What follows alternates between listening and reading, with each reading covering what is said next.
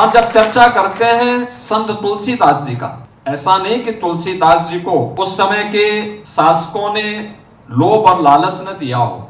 अकबर ने बहुत प्रयास किया। उस समय के तमाम अन्य उनके नौरत्नों में से बहुत सारे लोग थे जो उनको लालच देकर के वहां लेके आना चाहते थे, अकबर के पास ले जाना चाहते थे, मुगल बादशाहों के पास ले जाना चाहते थे। लेकिन तुलसीदास जी ने तो एक ही बात कही थी, उन्होंने कहा नहीं, बादशाह कौन होता है मैं नहीं जानता, हम बादशाह को नहीं पहचानते। उन्होंने कहा भारत का राजा, उन्होंने कहा भारत का राजा तो एक ही है। याद करिए, आज भी जब हमारे यहाँ रामलीलाओं का आयोजन होता है ना, रामलीलाओं में हम एक ही बात कहते हैं, बोलो राजा रामचंद्र की। ये किसी और ने नहीं, मुगल कालखंड में नारा दिया था संत तुलसीदास जी महाराज ने।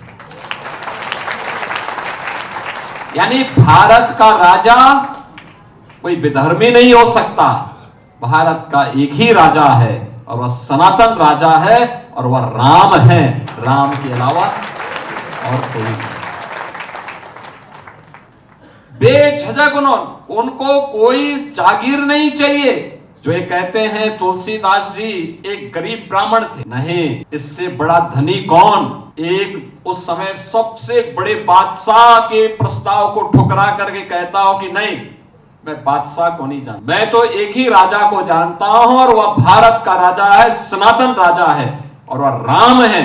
और रामलीलाओं के आयोजन के माध्यम से उन्होंने भारत के अंदर जिस जनचेतना को जागरूक किया था, वह हर भारतीय के लिए एक नई प्रेरणा। आज भी आप देखते हैं, हम देखते हैं कोई पिक्चर बनती है, 2 दिन 4 दिन 10 दिन 15 दिन चली, उसके बाद लोग भूल जाते हैं। भारत की यह दिव्य चेतना है और आध्यात्मिक प्रभाव है और सांस्कृतिक प्रभाव।